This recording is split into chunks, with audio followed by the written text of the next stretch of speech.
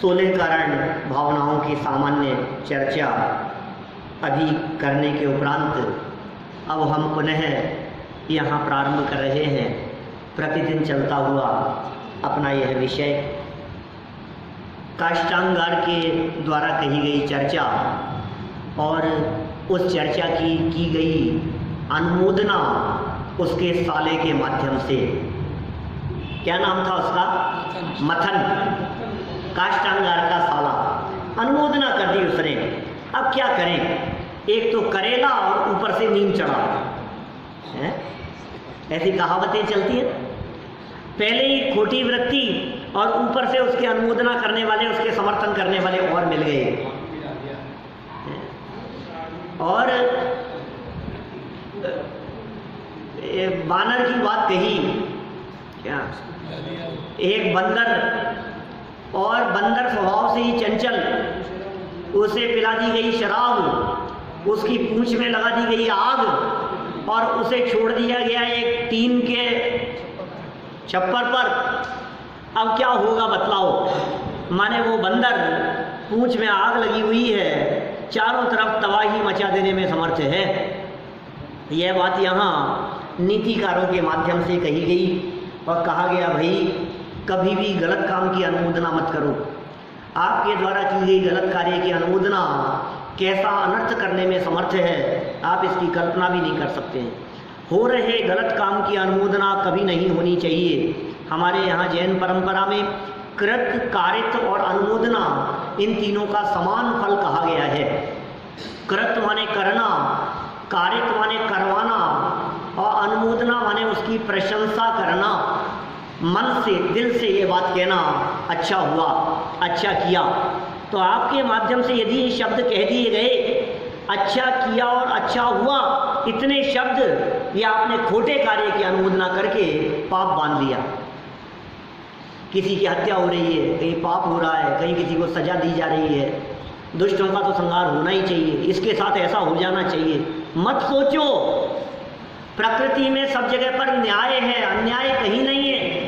इसलिए आप किसी के साथ बुरा करने की भावना मत भाओ। सुखी रहें सब जीव जगत के, आप ऐसी भावना क्यों नहीं भाते? सारे जगत के जीव सुखी हों, देश सुखी हो, राष्ट्र सुखी हो। पापी से पापी जीव के संबंध में भी उसे सजा मिले, मिलनी ही चाहिए, ये भावना हमारी नहीं होनी चाहिए। अरे साहब, पापी को तो सजा मिलनी चाहिए ना, दुष्टों को तो सजा मिलनी चाहिए। मत सोचो ऐसा। क्यों? क्योंकि पापियों को सजा उसके पाप के उदय से अपने आप मिलेगी। आप पाप भाव मत बांधो। आप तो ये सोचो इसे कैसे सद्बुद्धि आए, आप ये सोचो इसके विचार कैसे अच्छे हों, आप ये सोचिए कि वह धर्म मार्ग में कैसे लगे। ये बुद्धि आपकी होनी चाहिए, ये विचार और चिंतन आपका होना चाहिए। धर्म और धार्मिक कार्यों की अनुमोदना, प्रशंसा, खूब अनुमोदना करो जितनी संभव हो सके। अच्छे कार्य की, प्रवचन में आने वालों की, स्वाध्याय में आने वालों की, रुचिपूर्वक सुनने वालों की, बहुत अच्छा, आप आ रहे हो, बहुत अच्छा, और रोजाना आना, रोज सुनना। जो नहीं आते हो उनको कहो भादवा चल रहा है, 1 महीने तो कम से कम। अरे मुस्लिम संप्रदाय वाले लोग भी, क्या कोई भी हो, चाहे जिन्होंने उस कुल में जन्म लिया है, रोजे रखते हैं रमजान के महीने में, पूरे महीने धर्म करते हैं। हम भी जैन हैं, हमारा भी ये कौन सा महीना चल रहा है? भादवे का महीना चल रहा है। बहुत से लोग कैसे होते हैं, भदैया कहते हैं, भादवे का महीना चल रहा है। कुछ लोग चातुर्मास में विशेष सावधानी रखते हैं, कुछ कहते हैं भादवा चल रहा है भाई, इस महीने में तो हम रात को नहीं खाएंगे। भादवा चल रहा है, अभी तो हम रोजाना मंदिर, रोज भादवे में तो कम से कम 1 महीने तो रोजाना पूजन करूंगा मैं। तो भाई ऐसे लोगों को आप प्रेरित कर सकते हैं। भादवे का महीना चल रहा है और 16 कारण भावनाओं की चर्चा भी चल रही है। अनुमोदना का आपको अवश्य फल लगेगा। सामने वाला आए या नहीं आए, उसके आने और नहीं आने से कोई फर्क नहीं पड़ता है। आप तो संकल्प ले सकते हैं कि 10 लोगों को कम से कम हम कहेंगे, जिसको आना हो तो आए। हम पहले सोच रहे थे ये तो नहीं आएगा, इसको क्या कहें, ये तो पापी है। मत सोचो किसी के बारे में, सबको कहो। देखो फिर क्या हुआ, जब अनुमोदना हो गई मथन के माध्यम से काष्टांगार के परिणामों की, राजा को मारने हेतु काष्टांगार ने सेना को आदेश दे दिया। सेना प्रमुख था, सेना उसके हिसाब से चलेगी। देखिए 54 नंबर श्लोक 77 नंबर पेज। प्राहेशिच बलम हंतुम राजानम हंत पापधिः पयोयास्य गतं शक्यं पाणनिष्ठि वनद्वये। खेद है उस पाप बुद्धि वाले काष्टांगार ने राजा को मारने के लिए सेना भेज दी। ओ राजा अकेला, क्या नाम राजा का, सत्येंद्र, सेना भेज दी गई।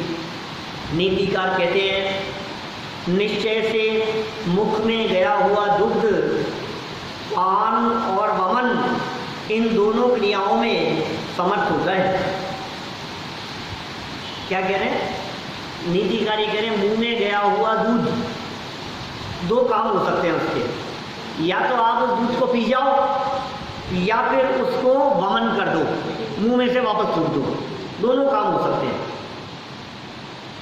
महान खेद का विषय है कि पाप बुद्धि काष्टांगार ने राजा सत्येंद्र को मारने के लिए सेना को आदेश देकर भेज ही दिया, क्योंकि मुख में रखे हुए दूध अथवा जल की परिणति थूकने या पीने के अतिरिक्त अन्य कुछ भी नहीं हो सकती है।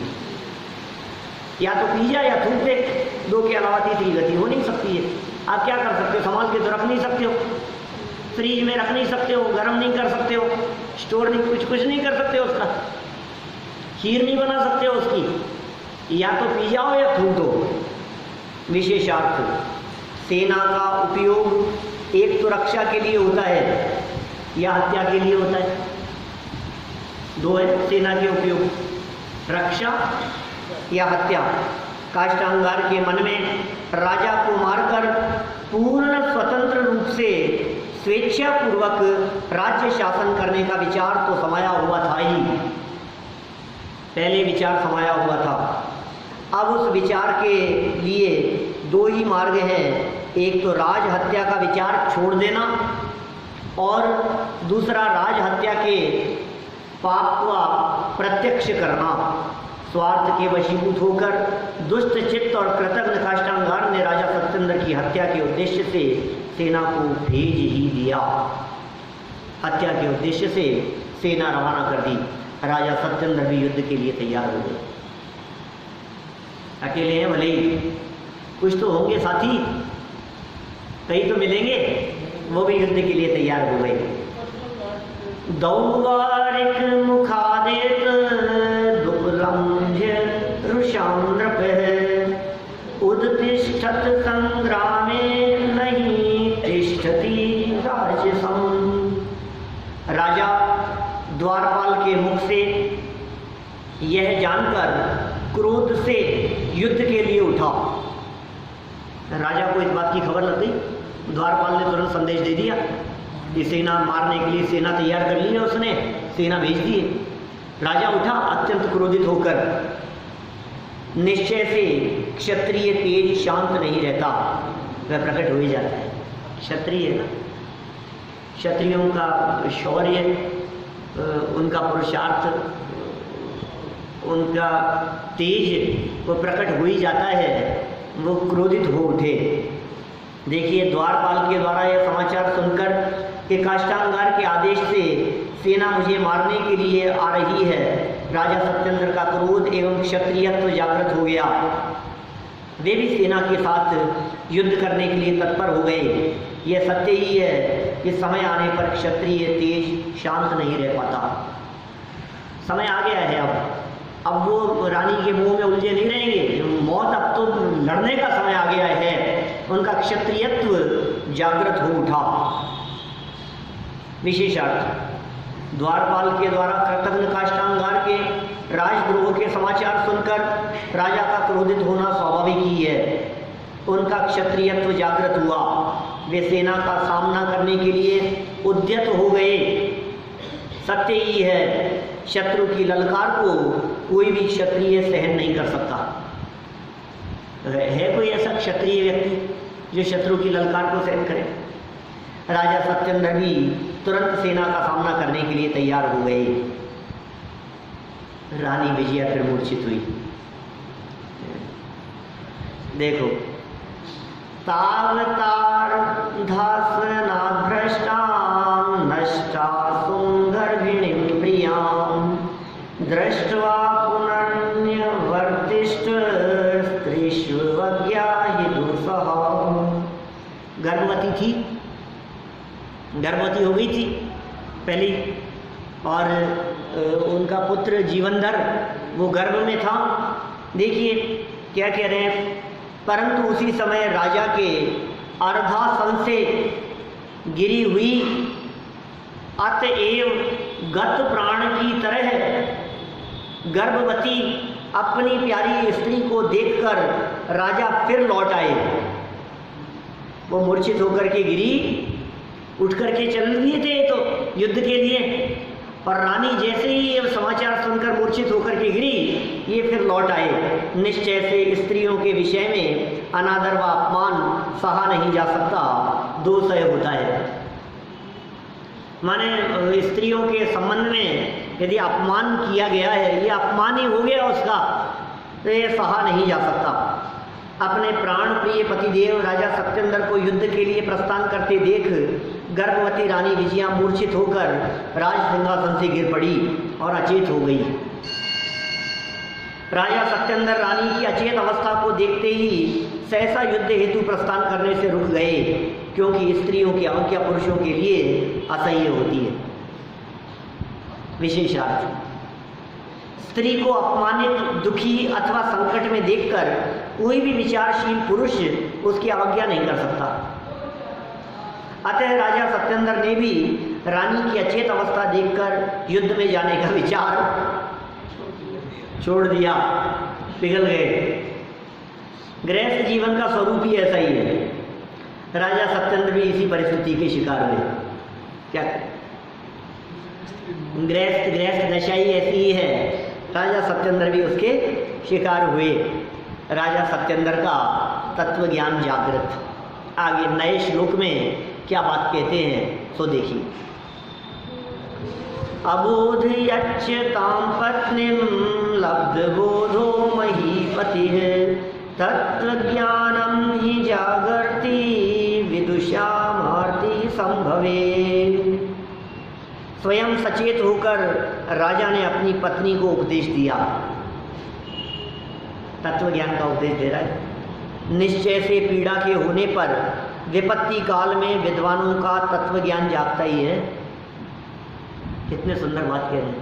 उपदेश देना शुरू कर दिया, उसको मूर्छित देखकर, मूर्छित जानकर विपत्ति के काल में तत्व ज्ञान जागृत हुआ, ज्ञान की बातें करने लगा, वेद विज्ञान की चर्चा करने लगा, रानी को समझाने लगा। देखिए, तत्वज्ञ राजा सत्येंद्र ने रानी विजया को होश में लाकर उसे समझाने का प्रयास किया, क्योंकि आपत्ति दुखद प्रसंग आने पर विद्वानों का तत्व ज्ञान जागृत होता ही है। देखो, और संदेश दे रहे हैं। क्या संदेश दे रहे हैं हमारे को? कि जब भी विपत्ति का काल आए, आपका ज्ञान जागृत होना चाहिए। संकट के काल में व्यक्ति होश खो जाता है, होश आवाज खो बैठता है। देखो, कुछ होश नहीं रहता, पागल हो जाता है। अरे पागल होने का समय नहीं है, जागृत होने का समय है। संकट के काल में चेहरा मुरझाना नहीं, बल्कि सावधान हो जाओ। इस संकट से कैसे लड़ा जाए? विपत्ति का काल पहले ही संकट का काल है। उस संकट के काल में वैसे ही शक्ति कमजोर पड़ जाती है, और आप यदि उस समय और कमजोर हो गए, आपकी मनोदशा और कमजोर हुई, तो आप उस विपत्ति के काल में उस विपत्ति से लड़ने के लिए समर्थ नहीं रह पाएंगे। इसलिए भले विपत्ति का काल हो, धैर्य कभी नहीं खोना चाहिए व्यक्ति को। अपना धैर्य कभी मत खो। कि साहब करोड़ों रुपयों का नुकसान हो गया, धैर्य मत खो। जान है तो जहान है। धैर्य कभी नहीं खोना अपना। धैर्य धारण करो। अरे साहब इतना बड़ा संकट आ गया, इधर से ये क्या करूं, इधर से बिजनेस ऐसा हो गया, उधर से पैसे वहाँ डूब गए, इधर से इनकी तबीयत खराब हो गई, इधर से इनके हार्ट में प्रॉब्लम, इधर से इनका ऑपरेशन, इधर अस्पताल के चक्कर, क्या करूं मैं? तो ये सुन, धैर्य नहीं रखेगा तो कुछ नहीं होगा। संकट के काल में धैर्य ही धारण करने योग्य है, यही उपयोगी है। जीवन में विषम परिस्थितियां उपस्थित होने पर भी जिनका तत्व ज्ञान जागृत रहता है उन्हें ही विद्वान समझना चाहिए। विद्वान की परिभाषा, नई नई परिभाषाएं मिलेगी आपको, हैं? एक और परिभाषा विद्वान की, किसे कहते हैं विद्वान? जीवन में विषम परिस्थितियां उपस्थित होने पर भी जिनका तत्व ज्ञान जागृत रहता है, ज्ञान जागृत है, धैर्य है, संतोष है, समझदारी है, विवेक है, वो विद्वान है। जिसने विवेक नहीं छोड़ा वो विद्वान है। देखिए, जिस प्रकार अत्यधिक आपत्ति आने पर भी जो व्यक्ति हमेशा की तरह सहयोग करके अपना कर्तव्य निर्वाह करता है वही सच्चा बंधु अथवा मित्र है। उसी प्रकार सुखी जीवन में प्राप्त किया हुआ तत्व ज्ञान आपत्ति के समय में भी जिसे स्मरण में रहता है वही सच्चा तत्वज्ञानी है। राजा सत्येंद्र भी सच्चे तत्वज्ञों में से एक हैं। उन्होंने धैर्य नहीं खोया। एक तरफ संकट, एक तरफ रानी की ऐसी दशा, गर्भवती स्त्री, युद्ध लड़ना है, मौत दिखाई दे रही है, कोई बात नहीं, जो होना है तो निश्चित है, केवल ज्ञानी ने गाया। क्या विचार कर रहे हैं? पुण्य समाप्त होने पर पाप का उदय। देखो क्या कह रहे, शोके नाल पुण्यानां पापम किम न फलप्रदम दीपनाशे तमोराशि किमानुरानमपेक्षते। राजा कहने लगे कि शोक नहीं करना चाहिए। देखो खुद के ऊपर क्या बीत रही होगी, लेकिन खुद भी रोने लगे तो रानी को कौन संभालेगा? क्या अब ये समझदारी की बातें करे और रानी पलट करके ये कहे हाँ हाँ आपको तो कोई परवाह ही नहीं है। अरे भाई धैर्य से काम लेना पड़ेगा, परवाह क्या नहीं है, समझदारी तो रखनी पड़ेगी। पुण्य रहित पापी पुरुषों का पाप क्या फल देने वाला नहीं होता? समझा रहे हैं उसको, धैर्य की बात कह रहे हैं। जिनका पुण्य नहीं है, जो पापी पुरुष हैं, उनका पाप क्या फल देने वाला नहीं होता? फलदायी होता ही होता है, माने पाप का फल भी मिलता ही है।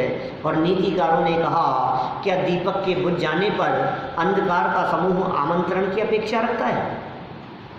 अपेक्षा नहीं करता, स्वयं आ जाता है। दीपक बुझेगा तो अंधकार को निमंत्रण नहीं दिया जाएगा। अरे दीपक बुझ रहा है, दीपक बुझने वाला है, बुलाओ बुलाओ अंधकार को, क्या निमंत्रण नहीं दिया जाता।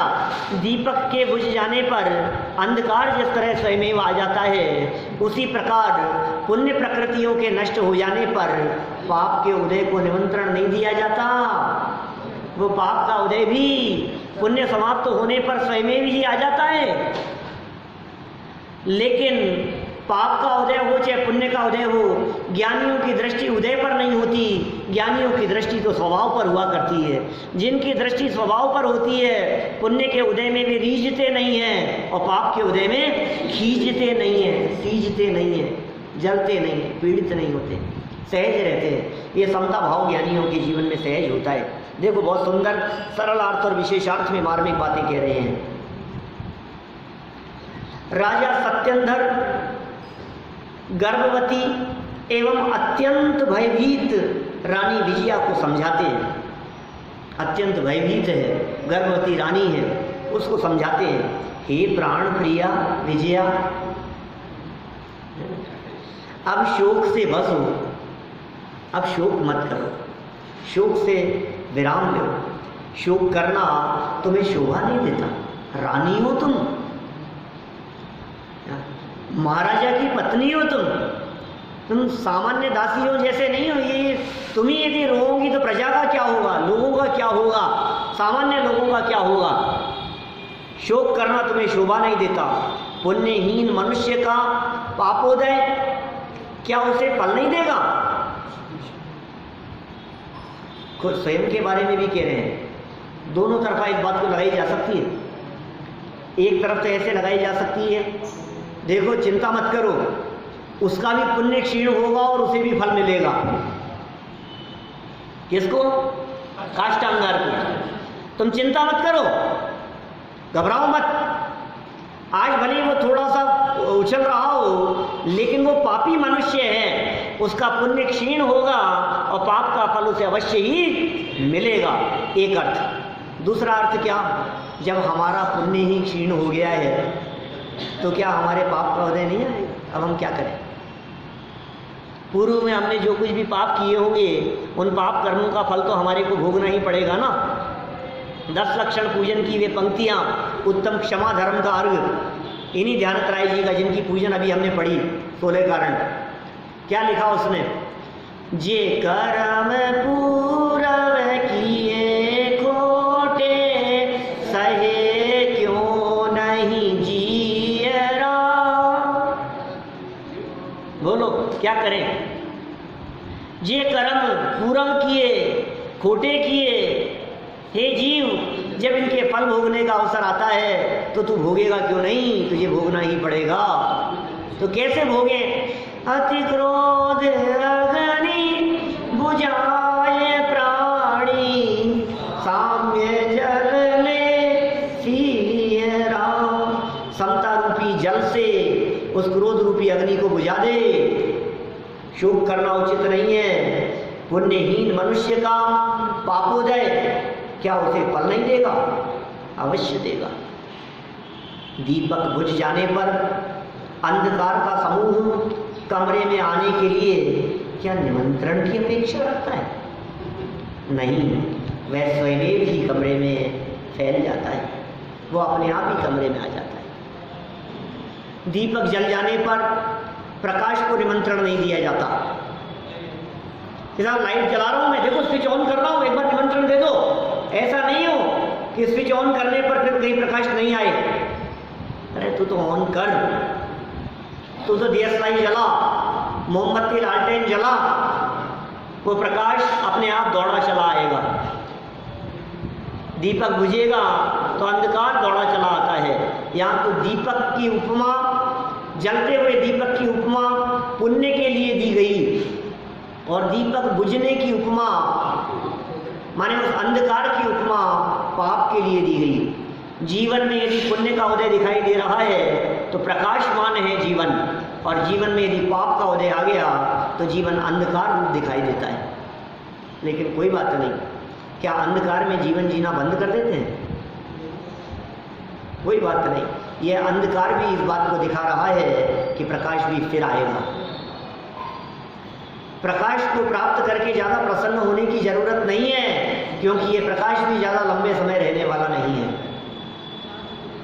अंधकार को पाकर खेत खेलने और दुखी होने की जरूरत नहीं है, क्योंकि अंधकार भी परमानेंट नहीं है। इसलिए होकर सुख में मग्न न फूले, दुख में कभी ना घबराएं।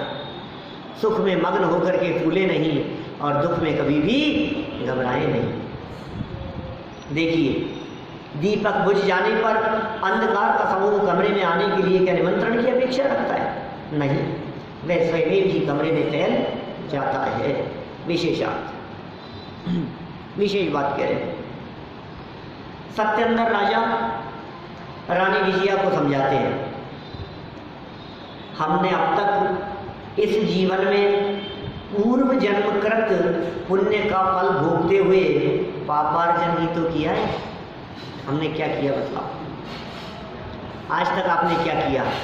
अच्छी गाड़ी थी, अच्छा बंगला था, टीवी सामने थी, बीवी साथ में थी, हैं, खेलना कूदना मौज मस्ती चला करती थी। क्या किया तुमने? ये जो पुण्य के उदय से जो तुम्हारे को सामग्री मिल गई थी, इस पुण्योदय से प्राप्त सामग्री को प्राप्त करके तुमने आखिर पाप ही तो कमाया है। कमाई किस चीज की कर रहे हो ये बताओ? 1 घंटा आ जाते हो सुबह सुबह पुण्य कमाने के लिए, क्या बाकी 23 घंटे तो पाप की कमाई चलती है क्या? राजा सत्येंद्र को भी ये विचार आ रहा है, पूर्व जन्म कृत पुण्य का फल भोगते हुए, सुनो ये पुण्य का फल है जिसके फल में जिन धर्म मिल गया है, जैन कुल मिल गया है, जिनवाणी सुनने का अवसर मिल गया है, ये तत्व ज्ञान मिल गया है, धन संपत्ति वैभव मिल गया है, 5 इंद्रियां स्वस्थ मिल गई हैं, आँख नाक कान कुछ भी खराब नहीं है, हाथ पांव बराबर चलते हुए दिखाई दे रहे हैं, ये पूर्व जन्म में किए गए कोई पुण्य का उदय है। लेकिन क्या कह रहे हैं, इस पुण्य के फल को भोगते हुए अर्जन क्या किया, कमाया क्या तुमने? सत्येंद्र राजा रानी से अपने आप के बारे में कह रहे हैं, पापार्जन ही तो किया है। अतः पुण्य का नाश होना और पाप का उदय आना स्वाभाविक ही, पुण्य का उदय और पाप का, पुण्य का उदय का नाश और पाप के उदय का आ जाना ये स्वाभाविक ही है। आखिर कभी तो उदय आएगा, उदय बदलने में देर नहीं लगती, लिखा है ना यहाँ, समय नहीं लगता समय बदलने में, समय बदलने में समय नहीं लगता। इसलिए देखो समझदार लोग तीव्र पुण्य के उदय में भी हर्षित नहीं होते, ठीक है सहज रहते, कोई बात नहीं, बहुत पुण्य का उदय आ गया, वो जानते हैं इस बात को, भाई साहब एक झटका लगता है सब पुण्य का उदय पाप में बदल जाता है। ऐसे पाप का उदय आता है, भरा पूरा हंसता खेलता परिवार खत्म हो जाता है, चारों तरफ खुशहाली और खुशी का माहौल कब मातम में बदल जाए आप सोच भी नहीं सकते हो। क्षण मात्र में ही ये क्या हो गया, ये जवान बेटे के का एक्सीडेंट हो गया और वो जिंदगी और मौत के बीच में झूल रहा है और डॉक्टरों ने जवाब दे दिया, और ये खबर सुन करके उसकी जो माँ थी वो मूर्छित हो गई है, पिता उसके चक्कर में उलझ रहा है, तो न जॉब है न बिजनेस है, काम धाम सब ठप हो गया, सब खत्म हो जाता है एकदम, एक झटका लगता है, सारी परिस्थितियां बदल जाती हैं। तो परिस्थितियां बदलने में देर नहीं लगती। लेकिन राजा सत्येंद्र जैसे महापुरुष पाप कर्म का उदय आने पर भी, परिस्थितियां बदल जाने पर भी मनस्थिति बदलने नहीं देते, वे धैर्य नहीं खोते, ये विद्वानों का काम है। देखिए हम पाप के उदय से आने वाली प्रतिकूलताओं को पुण्य के सद्भाव बिना कैसे टाल सकते हैं? पाप के उदय में जो परिस्थितियां आ गई थी, जो प्रतिकूलताएं आ गई पाप कर्म के उदय में, टाल दो इनको, रोक लेंगे, तुम नहीं रोक पाओगे। पाप कर्म के उदय में आते हुए संकट को आप रोक नहीं सकते हो, आप रोकने में समर्थ नहीं हो। यदि आपके तीव्र पाप कर्म का उदय आ गया है, आप क्या करो अच्छा बतलाओ पाप के उदय को रोकने के लिए? उदय अंदर में चल रहा है, ये बाहर में व्यक्ति को रोक रहा है, हटा दो इसको, मुझे पसंद नहीं है। इसे कैसे हटाओगे? ये तो तुम्हारे पाप के उदय के लेकर के आया है इसको यहाँ, क्या ये निमंत्रण से आया है? ऐसे ही नहीं आ गया है, घर में बंदर घुस गए हैं तो निमंत्रण से आए, तो क्या बात कर रहे हो? हमने काहे को निमंत्रण दिया था बंदरों को? घर में चूहे आ गए हैं तो निमंत्रण से आए हैं, क्या हमने कोई निमंत्रण नहीं दिया उनको कि सुनो तुम भले जवान से कुछ न कहो, अंदर में जो उदय पाप का चालू हो गया है ना, वो निमंत्रण है चूहों को, वो निमंत्रण है बंदरों को, वो निमंत्रण है उपद्रव करने वालों को, वो निमंत्रण है आपको संकट में डाल देने वालों का। क्या? आपके पाप का उदय। ये कह रहे हैं अब क्या करें बोलो? उसको बदलने के लिए क्या करें? उस विपत्ति को दूर करने के लिए क्या करें? कि उसको दूर मत करो, इधर बदलो, इधर बदलेगा तो उधर बदलेगा। समझ में आ रही है बात? इधर यहां से बदलेगा ना, परिणाम यहां से बदलेगा, उदय यहां से बदलेगा तो परिस्थिति वहां बदली हुई नजर आएगी। जो आपको दुष्ट नजर आते हैं, जो आपको परेशानी में डालने वाले नजर आते हैं, इधर उदय बदल जाता है तो वही सहयोगी हो जाते हैं, वही हेल्प करने वाले हो जाते हैं। क्या करें? देखो आने वाली प्रतिकूलताओं को पुण्य के सद्भाव के बिना, विपत्तियां आ गई ना, अब पुण्य बैलेंस में नहीं है, उसके सद्भाव के बिना कैसे टाल सकते हैं? इसलिए शोक करना निष्फल है। इतना ही नहीं, शोक आगामी पाप बंध का कारण है, अतः शोक छोड़ना ही हितकारक है। आप यदि वर्तमान में शोक करेंगे तो भविष्य के लिए भी आप असाता वेदनी कर्म का आश्रम करेंगे। दुख शोक तापा क्रंदन वद परिदेव नान्यात्म परोभय स्थानान्य असत वेद्यस्य, असाता वेदनी कर्म के आश्रम का कारण है। इसलिए सावधान रहें, पाप और पुण्य इनको उदय पर छोड़ें, दृष्टि अपनी स्वभाव पर रखें। इस तरह की भावना सहित मैं अभी की बात को यहीं विराम देता हूँ। कुछ देर कल से वही आज जैसे ही हम 16 कारण भावनाओं की चर्चा करेंगे और फिर उसके उपरांत हम करीब आधा घंटा अपनी इस कथा को आगे बढ़ाएंगे।